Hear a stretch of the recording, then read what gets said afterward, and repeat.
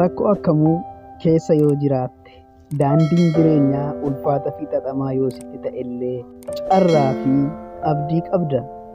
Baay'inii fi guddinni rakkoo keetii yoomillee taanaan si balleessuu hin danda'u. Kan si mudatee fi haalli keessa jirtu waanuma fedhallee yoo ta'e ammaan booda hoomaa abdii hin qabu naa dhumateera hin jedhin.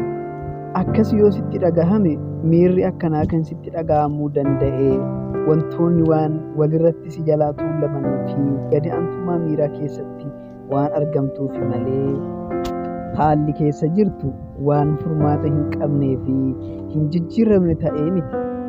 Miirri akkanaa ni dhufas ni deemas.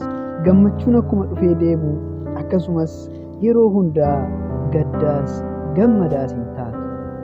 Yeroo qormaata fi abdii kuttutti rakkoo kee hiriyoota keetitti namoota sitti dhiyoo jiranitti maatiidhaaf qooduun rakkoo sana miira tasgabbaa'an irra deddeebi'anii ilaaluun irra caalaa immoo furmaata irratti xiyyeeffachuun dhiibbaa fi dhiphina iddoo fiduu danda'an irraa of fageessuun gara dhaabbilee amantaatti deemuu fi kadhachuun faayidaa qabeessa.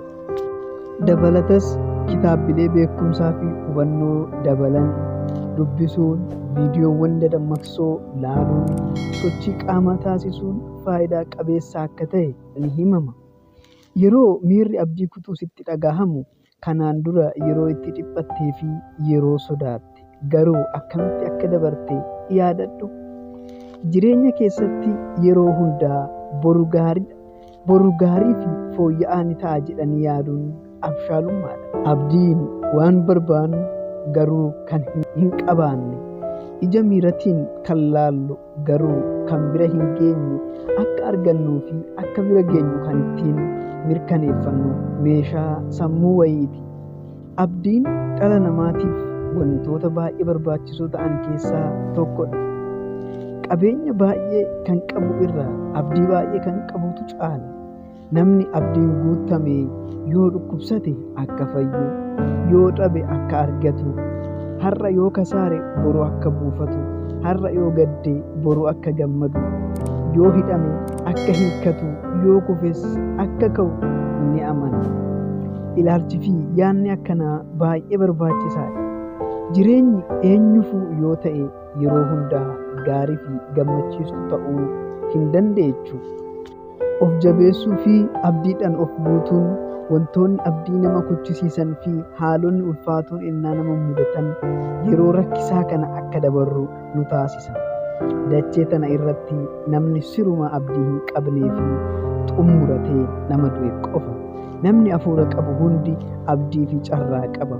Namoonni mana hidhaa jiran achi taa'anii jabaatanii dubbisuu, ni barreessuu, sochii qaamaa fi kan kana fakkaatan ni hojjetu. Kana hunda gochuu kan danda'an keessa isaanii abdiin waan jiruufi.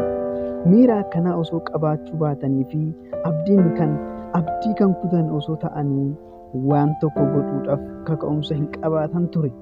Abdiin keessa isaanii waan jiruuf qofa asii bahee jireenya ittan fufaa. Hidhame jechuun xumura jireenyaa jechuu miti jechuun gochoota dursinee jenne sana ennaa godhan ni mul'ata. Faallaa kanaan warreen abdii kutan immoo xumuraa fi cufa jireenyaa ta'uu amananii araadaa fi barteewwan miidhageessisan ennaa filannoo isaanii taasisan ni mul'ata. Dhalli namaa abdii yoo hin kunne waan kamiinuu mo'atamuu fi injifatamuu hin danda'u. Ala taa'ee nama abdii kute irraa mana hidhaa taa'ee namni abdiin guutame ni caala.